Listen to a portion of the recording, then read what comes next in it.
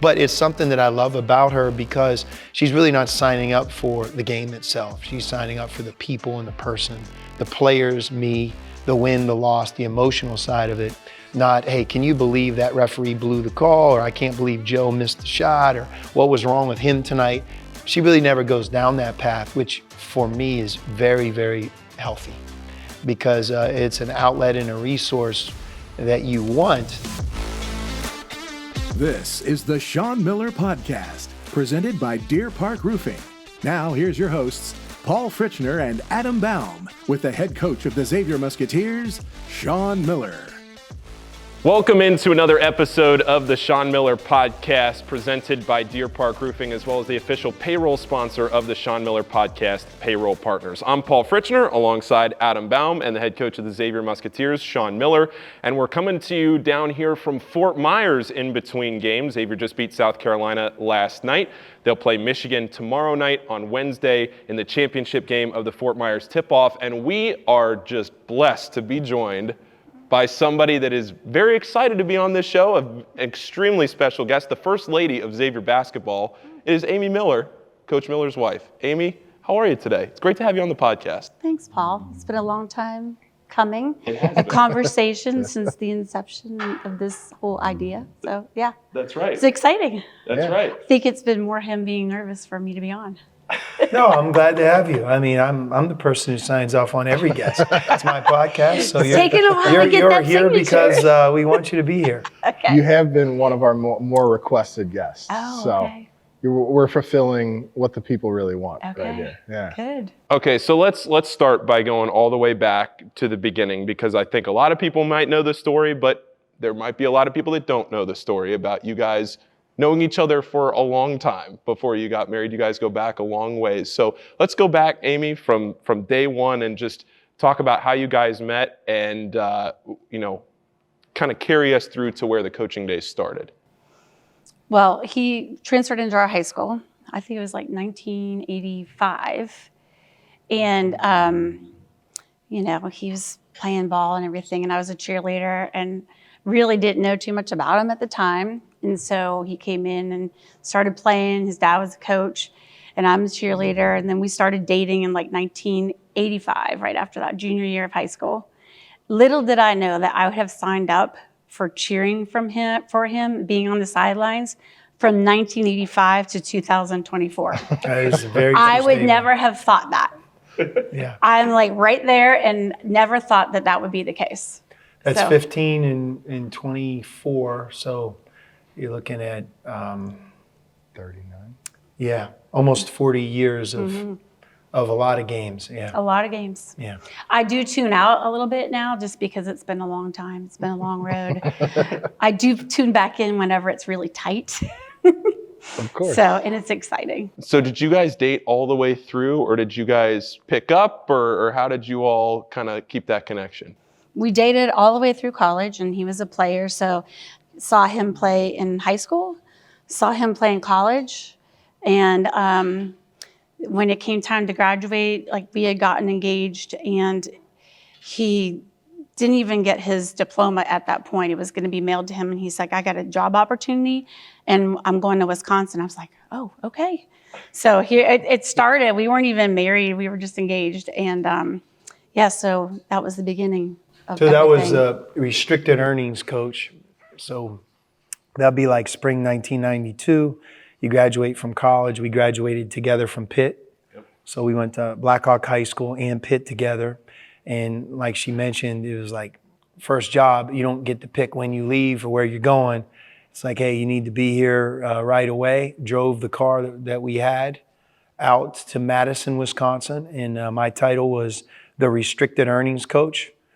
Shout out to anyone who's ever been a restricted earnings coach. It's a tough introduction. It's like, hi, I'm Sean Miller. I'm the new restricted earnings coach, and after a couple of people laughed at that introduction, you quit doing it. But yeah, so restricted earnings meant you could make $12,000 from the school. It was capped. There was a ceiling, and you were only allowed to get $4 additional thousand from camp. And I would be the person in charge of running our summer camp. So we went out there, just foot in the door. There was no graduate assistant opportunities.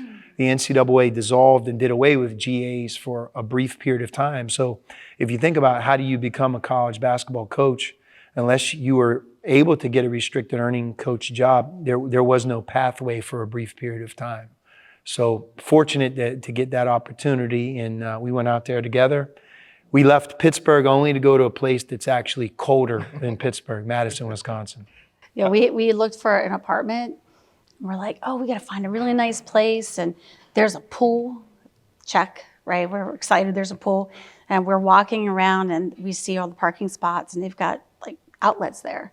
And I said, look, they have the outlets. We can clean our car out. Like, this is great. We could plug, have a place to plug in the vacuum. And the lady just looked at me and said, honey, those are for engine block heaters. And I was like, what is that? We didn't know it's minus 60 there. If you don't have a garage, so cold. if you don't have a garage in Madison, Wisconsin, You're in there's trouble. a chance your car's not going to start in the morning because of how cold it was. But it was a beautiful place, and looking back on it, what we didn't know. But that was the introduction to life as a college basketball coach, and things can change quickly. You ride the highs and lows of winning and losing. Coaches come and go, and there's a lot of change. So at 23 years old, right out of college, having never really left the state of Pennsylvania to live, either of us, it was a brand new beginning, and it was really a sign of things to come. So Amy, when did it become apparent over the course of your relationship that basketball was not going to end when Sean graduated from college, that this was going to continue? I actually had no idea what I was signing up for. I mean, it's kind of a lifetime contract that other guys sign contracts to go to different teams and new experiences. It's just like a lifetime contract of constant basketball, But I love it because I love, we have 3 boys, and I've, been able to experience them playing high school basketball. But I've always had, just because of his role, the guys on the team to kind of watch what it looks like really in college, and just being able to support them. And it's just always been really fun, to have that relationship. And I feel like right now is the best time because our boys are older and the players are older now. And the transition for me is so easy to be able to establish a rapport and relationship with them because they're like my boys, they're my kids. So last year, we were in Las Vegas. Xavier lost to Washington, played St. Mary's 2 days later, and we recorded a show in between those 2 games. Sean gave us a quote about dying internally that we have used a million times when you lose a game over the course of the last year. I don't know how many times we've used that in different clips, things like that. I want to ask from your perspective, what is the roller coaster like, the emotional roller coaster like, both for yourself watching the game from the sideline and also being the wife of somebody who's so emotionally attached to everything? What is that roller coaster like? Well, we know in our house that if we lose, that it is not going to be a good night. So it's like heaven. You just hope that you win going in any vacations, any holidays, because if you don't, it is just not going to be a good situation. The game will be replayed over in his mind on a piece of paper, watching film over and over again until the actual next practice, whenever he can move on and focus on the next thing. So our boys know, our friends know that if we lose a game, no, they're not. If we could have a party planned, it is over. No one's coming to our house. It doesn't matter. I don't know if I should laugh or my reaction to what she's saying is true. And it's not something that you want to be able to say, yeah, that's awesome, that's me, but that truly is. It's very difficult. Probably better today handling maybe that than I would have been a decade ago. I think all coaches, I speak for all coaches, as you are weathered and you go through more experiences, I don't think they get you in as strong of a way as they once did, maybe when you were younger. But to say that it's gone away would be a complete lie. Yeah. So she's right. It's definitely tempered. Mm-hmm. It's definitely tempered with you. The fire is still there. It's just that he can direct it in different ways now. Yeah. Which is good. Well, my challenge to you is that, to a certain extent, like if you didn't have that, if you weren't wired that way, you wouldn't be a college basketball coach at this level. You probably wouldn't have the career that you've had. So on one hand, I understand it, like wanting to tame it and maybe dial it back, but it's led you to where you are in a way. Yeah, I mean, it is, and I think all of us that are in sports, you have to be very competitive or else you wouldn't have chosen this path. But I think in all industries or all walks of life, there are some that are more motivated than others. There are some that are more emotional than others. There's some that are, quite frankly, more competitive than others. And, where I fall, it's not up to me to say. I would probably say that I'm probably to the extreme side of Definitely one of them. competitive. But it's just, that's the way it is. And you're right. And I do think that if I gave advice to a young person who wanted to be in college sports in general, and in particular basketball or football, I don't think it's for everybody.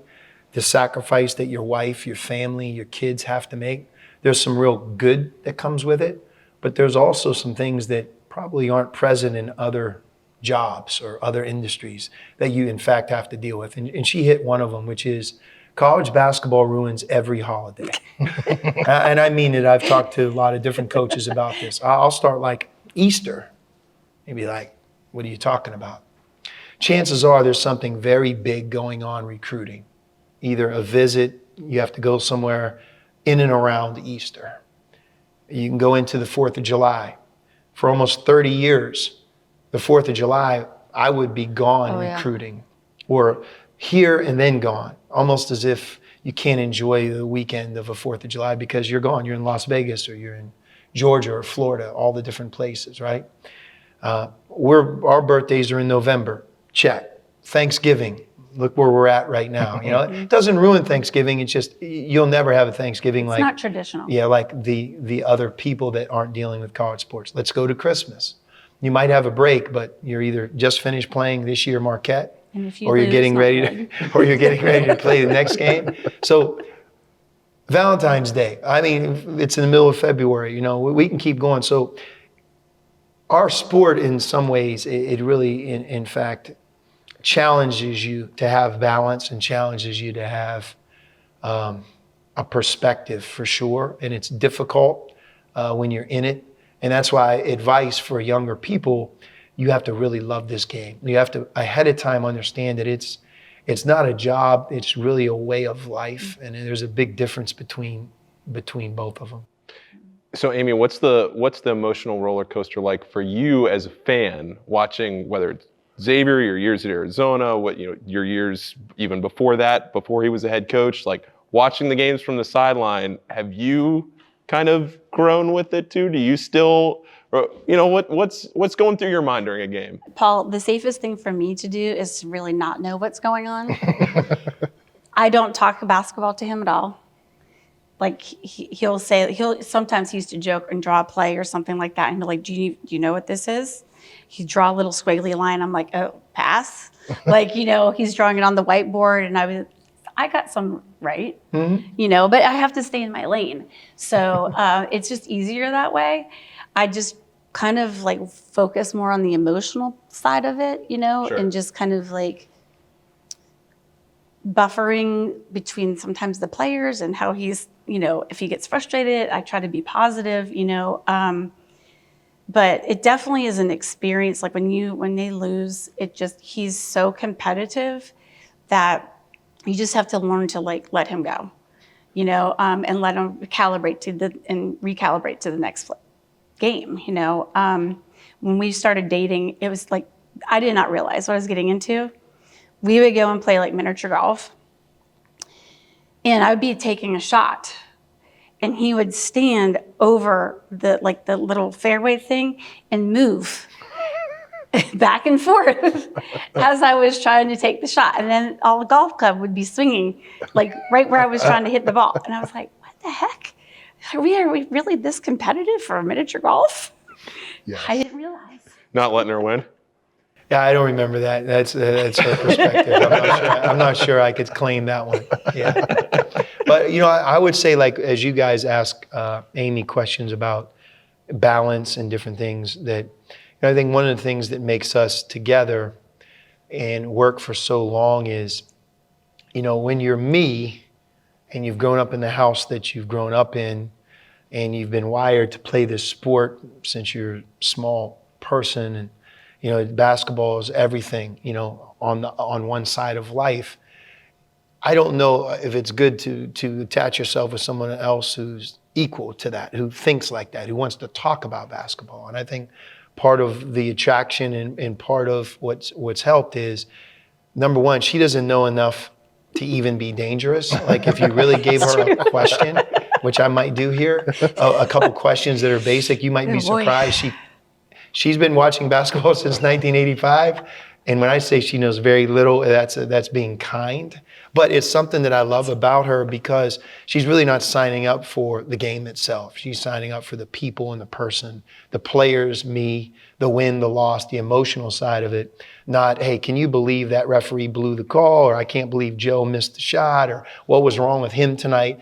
She really never goes down that path, which for me is very, very healthy, because it's an outlet and a resource that you want, as opposed to, oh God, I got to deal with her asking me 57 questions or giving her opinion about what just happened. I have enough of that, And I also think that the other thing that you're really good at is, the noise of social media and the criticism that comes with this. It can be tough, and it's done in a lot of people. It's done in a lot of families. That's the real ugly and dark side of all of this. And, we've experienced some of that along the way. And that really never has become her thing either. I think she's become aware of it. It doesn't feel good, but I think that she helps all of us, whether it be our kids, our families, myself, where she doesn't really bring that into the equation. And quite frankly, I think that she does an amazing job of not letting that part of things destroy us or her or anything we're trying to do in any way. Because as we all know here, you just can't control that. You win, you probably get way, way too much credit and praise. And when things aren't going well or something happens, just the contrary, you're going to get a lot of blame. When that comes with some evil spirit. Mm-hmm. And I think that, Amy's been amazing for our kids and me as well, of really being someone who handles that part of things in a great way. Thank you. There's a great picture from the first time you were hired at Xavier of you holding, I think it was Cam. It's a black and white picture. Oh, that's Braden. Was that Braden? I think it was, yeah. Was that Braden? He was born in Cincinnati. So all three of them were in the picture, but I think I know which one it is. Braden. You know that, yeah. Mm-hmm. It's a great picture. Mm. To see all three sons now kind of grow up, you move away, you go to Arizona, you come back, you're here, and kind of come full circle. How cool is that moment for you to see this whole thing kind of come together like this? It's been crazy. Yeah. I mean, I look back at that picture, actually, Sean had sent it to me, and it feels like forever ago, and yet it feels so familiar, just because at that time in his career and our family, the opportunity that he got at Xavier and that he was given to become a first-time head coach, it was just something we couldn't even believe happened. We knew what we hoped it eventually would have happened, but just the people that were surrounding Xavier at the time were so welcoming and so supportive of him and our whole family that time is just so precious.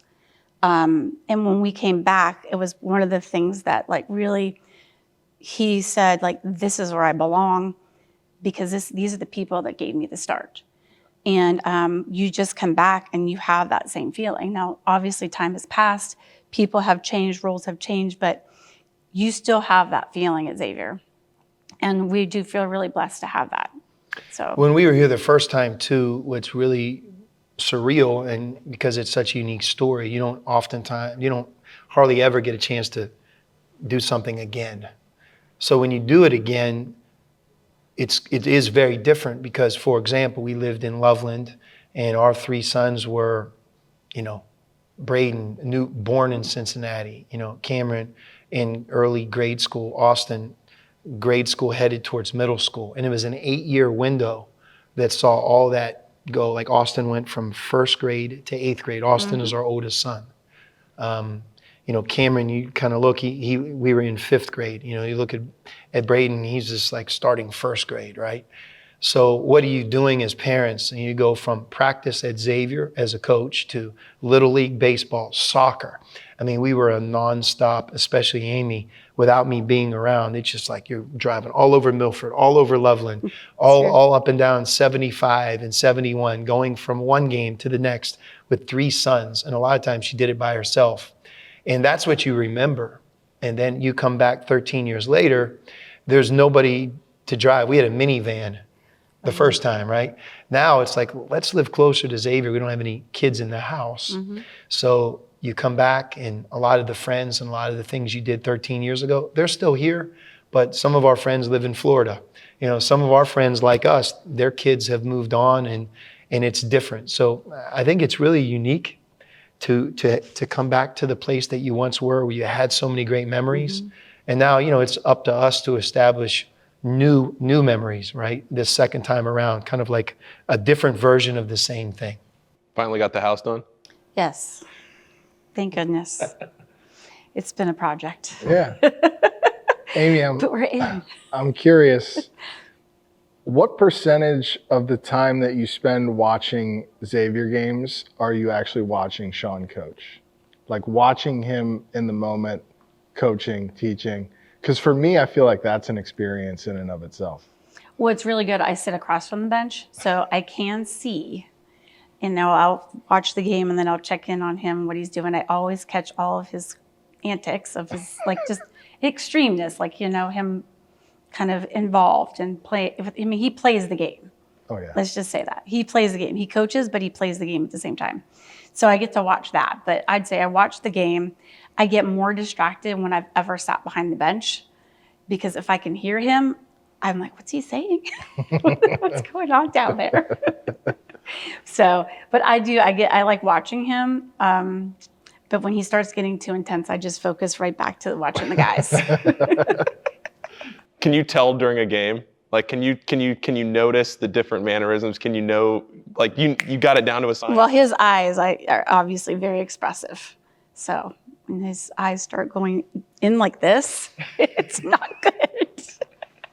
Now, if I remember correctly, one of the more viral moments of Sean's coaching career, I think this was, did you buy him a new type of shirt? This is the sweat picture. Yes. Is that what happened? A lot happened. A lot happened. Yeah. No, I didn't buy the shirt. It was he had tried a new custom guy making shirts, and he refused to wear an undershirt. So there we are with that, and we go there, and he actually was not feeling very good before that game, and the travel was terrible, and we got there, and he wasn't. So it feeling was good. leave Tucson, Arizona, and terrible. play in Providence, Rhode Island. At the time, it was the furthest distance that one team had ever traveled to a site to play an NCAA tournament game, in 5.5, 6 hour flight. We had to stop. And we had to stop to we also refuel. didn't know who we were playing, because we were a 6 seed playing the first 4, and it was Vanderbilt versus Wichita State. So they were playing while we were in the air, and we ended up playing Wichita State. And if you think about that team, Fred VanVleet, Ron Baker had an excellent team. They were probably one of the worst seeded teams ever. Like, the fact that they were an 11 seed, trust me, they were much, much better than that. And they beat us. And yeah, it's just the whole experience when you look back on it. But yeah. From my perspective, go ahead. he was on the bench, and I'm sitting behind him, and he had a jacket on with the suit, and it was warm in there. And all of a sudden, he takes his coat off, and we were with a friend, former teammate of his from college, and he takes his suit jacket off, and all I see is his complete back, like shirt stuck to the back. I was like, oh my gosh. And I told my friend, I go tell him to put his jacket back on. Go tell him to put his jacket back on. He's like, I can't do that. It's like in the middle of coaching. So I get the athletic director. I'm like, you got to tell him to put his coat back on. I don't even know what it looks like from the front, but the back is bad. And so I think it was halftime. And he went in, got another shirt, right? Yeah. And then the same thing happened in the second half. And he Yeah, it was didn't bad. have his coat on. Yeah. So everyone was like, oh my gosh, what is wrong with him? And then we got back and long trip back and we lose, not good. And all of a sudden stuff's getting shipped to our house. Men's Dove care, like Dove men's care. Yeah. Body spray, deodorant, all this stuff. Shirts, we were getting shirts. Yeah. We had like probably 5 different brands of collared shirts. I was like, if this could be like NIL thing, you know, like, hey, this could be a good situation. But yeah, it was not, it was, I mean, it had provided a lot of memes. Yeah. And I think a lot still run right now. So. Well, that's what I was remembering. I thought you had bought him a new shirt, but what it was you were the one who noticed it and you had to try to do something. Get him another shirt. I was like, it was. Okay, so I've been saving this for a while. Since we're talking about wardrobes, I've been saving this for a while. Full transparency. I don't mean to interrupt. Yeah, go ahead. The original plan, we were going to do this in Cincinnati, and me and Paul were going to dress up. So I've had this plan for over a year. Okay. But I didn't know that we were doing this here. So I had my wife sent me a picture. So speaking of wardrobe, I need to know the entire story behind this picture. The 2009-2010 Tucson Lifestyle Newcomers Edition. So I reached out to their editor. This was over a year ago. I'll give a shout out, Alicia Brightman. This was on October 30th, 2023. So we've been over a year on this. Okay. I have the only physical copy of that magazine, unless you guys have one. There may be some floating around. I have one. They had 2 left. They wanted to keep one for the archives, and they sent one to me, bought it for $10, and I said, I'm getting this signed, and we're going to get Amy and Sean to talk about it on a show. I need to know how you guys, 1, got roped into that, and 2, what all happened. It was... I guess I have my own perspective, but he can talk. You know, I think back then at Arizona, you know, Coach Olson was in charge for so long, several decades. And, you know, in some ways, you become the new coach after something has been one way for a long, long time. So I think that was their way of welcoming us in. Now, where we went and where that was shot is a place called Old Tucson. That probably doesn't mean a lot to you. The studios? Yes. I've been there. Yeah. So it's in the desert, and I think Little House on the Prairie. Yeah. There's so many. Three Amigos was shot there. Yeah, there's so many like iconic type of movies and shows that were filmed or scenes were filmed right where we were. But yeah, I will say like that day when I was there, I started asking myself a lot of questions like, where am I? What have I gotten myself into? It certainly didn't feel normal, but it was a great place. He was like, what do I have to wear? What do I have to wear for this? And they like brought clothes in, and we're trying to get changed, and it was hot as could be. And this is a guy who does not like wear like straight leg jeans, like anything like tight. And they bring him like these like kind of Wrangler jeans that are just tight cowboy jeans, and he puts them on. And he was like, I can't wear these. I can't wear these. That's why their shirt's untucked.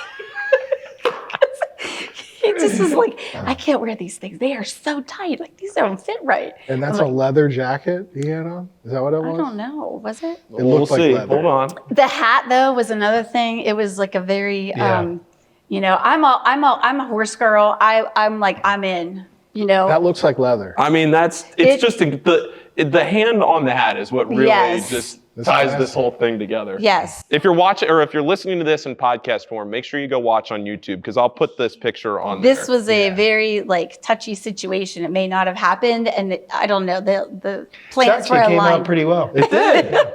It did. It held up nicely. Yeah, 2009. The 2009, 2010 Newcomers Edition. I think it was the last time he ever did something like that. Let's get you in D'Artagnan's suit. Yeah, That was the last time. First and last.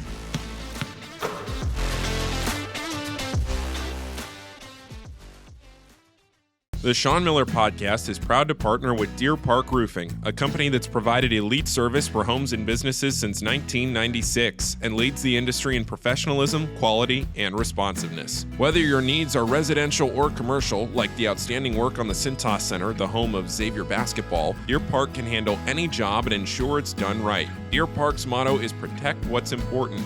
And what's important to you is important to Deer Park Roofing. Visit deerparkroofing.com.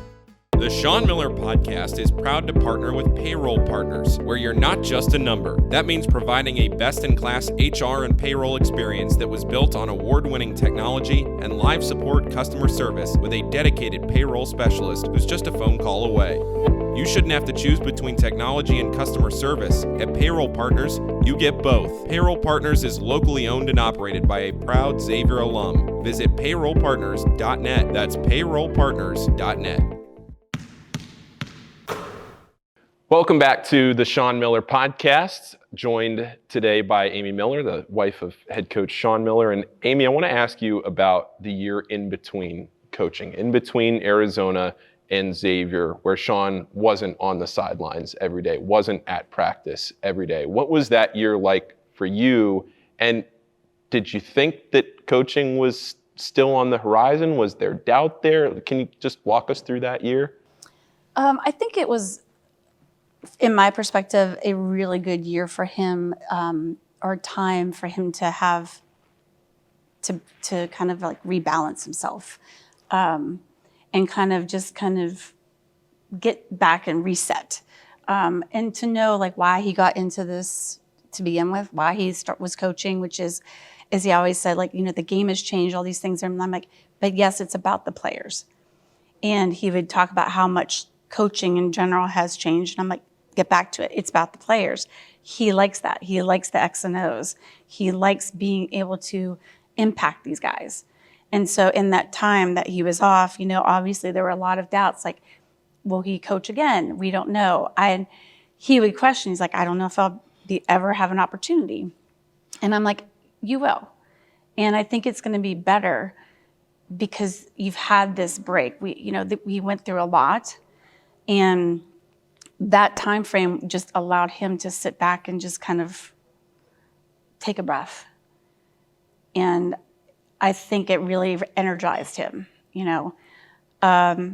had to kind of work things out between us because he didn't realize I had a schedule. And he kind of woke up and said, well, what are you doing?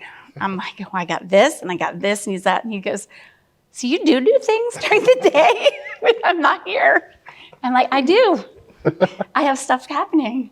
And I had no schedule. He had no schedule. He was kind of straight chilling. Yeah. He was like, oh, I got to find something to do. And I was like, oh, thank goodness. I mean, like, he could have taken up golf. Madden? He did play Madden a lot. Yes. But he started walking a lot, and just, it was good. It was a good time because really he's never had that. Yeah. And we talked about that, is from little guy going up to high school to college. He had 1 year where he had surgery that he sat out in college. And then from that point forward, it was game on. And I just think it was a good time for him to take a breath. It's a good way of putting it. Yeah. And here we are. Did you ever think that your husband would have his own podcast? No. Honestly, he was never on his phone before. Obviously, phones, when he started this whole journey, phones were not what they are today. So it was never like the Twitter or the Instagram or any of that stuff. And he just had nothing to do with that. Everything still to this day, pencil and paper or marker and paper. It's like all written down.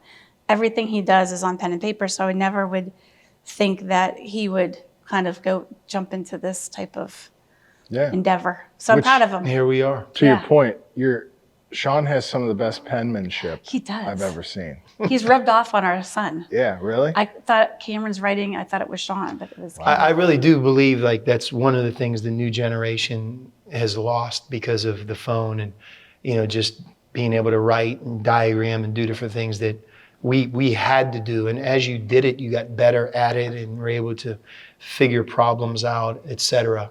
Some of that isn't. There's certain things that they can do that we never could have, in terms of generational. But the diagramming and writing things down, I think when you look at like older coaches, that's something that they look at as sacred. This is how I do it. This is how I write. This is how I diagram and do those types of things. Whereas the new guys, they could just pull clips from games, et cetera, and next thing you know, it's there in front of them. They didn't have to write anything. And it's a completely different way of doing things. The world's changed. You would think I would know how to diagram something because the number of times, like at a table, right. he'd take the salt, like the packets of sugar, and he's moving them around. I was just sitting there like, what is happening?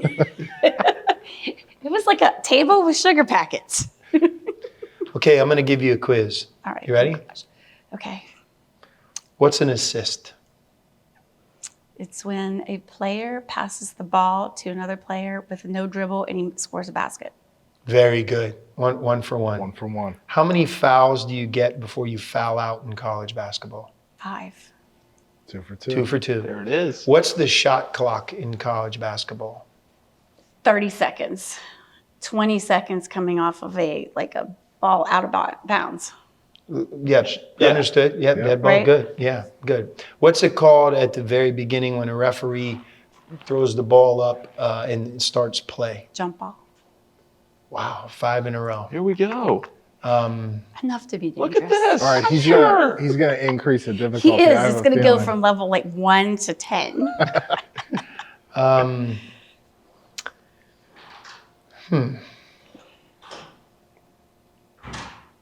How about, are you able to, when you have the ball across half court and this is your basket and everyone's there, are you allowed to throw the ball to the back court, No. across the line? It's called back and forth. Wow. Close. Yeah, good. See, I know the She's better, Dude, honestly. I know the I've seen hand that call. gesture, A decade right? ago, none of these could have. Look, it took a podcast to Yeah. bring us all together and get this out. Look at See, this. I have a little bit. Just very. is You just good. don't ask me to So if diagram. somebody says that a player had a double-double, usually could be a combination of things. What does that mean? Zach Fremantle had a double-double the other night. Double points, like 10 or above, and double rebounds or double assists. Yeah. Awesome. it is. Great. You're I'll on stop fire. there. Yeah. I'm wrong. That's What's a good. burn Come a cut? long way. There we go. That's a Zoom action. No, that's too specific. Amy, do you have any questions for Sean?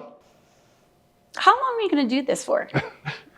This is a question This our is- audience would be interested in. Yeah. I'm And going I'm to do asking it. for everybody else too. I'm going to do it as long as I have the fire burning inside of me that I currently do. Oh, I thought she was talking about the podcast. I thought Now that she's been a guest, we have a couple left. no, people are gonna love this. Well, This was fun. Amy, thanks for coming on the show today. Thank How you are for thank you for finally having me, you guys. Yeah. This is a conversation that the three of us had, and he was kind of on the outside, and then we finally got him to. Well, we've been working on it. Okay. We've been, dropping subtle hints. Was there something specific he was afraid of? No, Okay. no, I think it was just, scheduling. That's kind of my job. I Okay. probably dropped the ball a little bit on that. So, but we made it Thanks, happen. Adam. Yeah. Appreciate it. I got you. Look, I got the receipts from October of last year. We've been working. I got the timestamp down there. We got it. How are you Okay. doing? Well, we've just finished building our house. It took a couple of years. So initially when we come back, we lived in Madeira, and we rented a townhouse, which was an awesome place and a great area for us. We enjoyed it. But Amy, I would say, in terms of the house that we've built, which is now we're in, probably 99% in terms of responsibility for everything in it. Worked with the contractors and worked with the architect and saw it through. So she's been busy the last couple of years. And when we get back from here, well, it'll really be the first time that our team was able to come to the house we live in. We've always, over the years where we live, for Thanksgiving or sometimes in off season in summer or on a weekend, you can bring certain players over or the guys over as the team. We haven't really had the opportunity to do that because we've had not enough space when we lived in Madeira in the townhouse. So I think we're really looking forward to really having am. everybody out to our house. And I think in some ways it feels finally like you have both feet on the ground, even though it's been a couple of years and 3 summers. I'm glad you brought that up because I did want to ask before we stop this. How important do you feel like it is to make that team a family atmosphere? Because they can't get home for holidays a lot. They might, like you said, practicing. I mean, you come home here we're going to get in at 3, 4 a.m. on Thanksgiving morning, and you play again on Sunday, so these guys can't go home. So how important is it for you to understand that, hey, we're all a family here?